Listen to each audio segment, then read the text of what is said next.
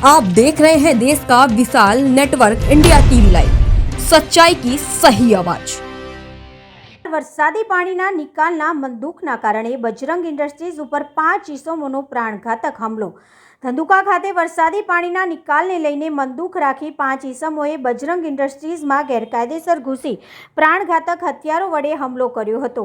ફરિયાદીના જણાવ્યા મુજબ આરોપીઓએ ફેક્ટરીમાં ઘૂસીને બીભત્સ ગાળો બોલી જાતિ આધારિત અપમાનજનક શબ્દો કહ્યા હતા તથા ધમકી આપી હતી કે તું જતો રહેજે, નહીંતર તારા ટાંટિયા ભાગી નાખીશું, ફેક્ટરી સળગાવી દેશું, ગામમાં દેખાશે તો કાપીને દાટી દેશું અને તારા બાપને પણ પતાવી દેશું।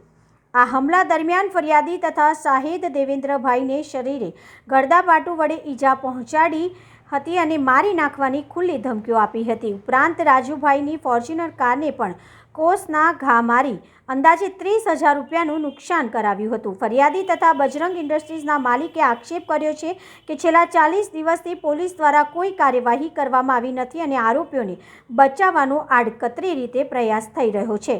આ કેસમાં પૃથ્વીરાજસિંહ ઉર્ફે પુથભા, જયપાલસિંહ ચુડાસમા, કિશોરસિંહ ચુડાસમા, કુલદીપસિંહ ચુડાસમા અને જિગ્નેશસિંહ ચુડાસમા મૂળ વાગડ ધંધુકા તથા હાલ વેપાર સંકુલ દૂરદર્શન ટાવર સામે ભાવનગર ધંધુકા હાઈવે ધંધુકા ખાતે રહેતા હોવાનું બહાર આવ્યું છે। ફરિયાદી તથા ઇન્ડસ્ટ્રીઝના માલિકની સ્પષ્ટ માંગ છે કે આરોપીઓને તાત્કાલિક ધરપકડ કરી યોગ્ય ન્યાય આપવામાં આવે।